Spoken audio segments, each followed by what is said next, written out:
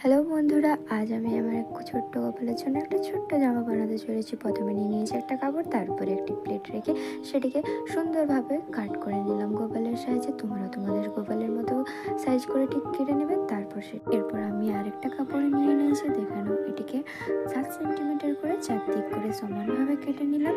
ঠিক কাটা হয়ে যাওয়ার পর আমি এটিকে কীরকমভাবে ফার্স্টে একবার ফোল্ড করলাম, তারপরে আরেকবার ফোল্ড করলাম। দেখতে পাচ্ছ তোমরা কিভাবে ফোল্ড করছি। তারপর সেটিকে স্লাইড করে দিলাম। এভাবে আমাদের ফুলটা রেডি হয়ে গেল।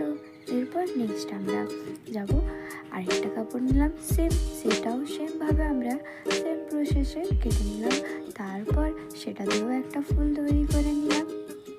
আমরা নিয়ে নেবো যে কাপড়টা আমরা প্রথমে নিয়েছিলাম, সেটিকে গোল করে লাল ফুলগুলো, তারপরে অরেঞ্জগুলো, তারপরে আবার লালগুলো দিয়ে সেলাই করে এইভাবে এটা তৈরি হবে। এরপর আমরা গোপালের উপরে ড্রেসটি তৈরি করবো, যেটা দেখো এইভাবে সেলাই করে নিয়েছি। তার উপরে একটা কাপড় নিলাম আর স্টোন দিয়ে দিলাম। এইভাবে আমাদের ড্রেস রেডি।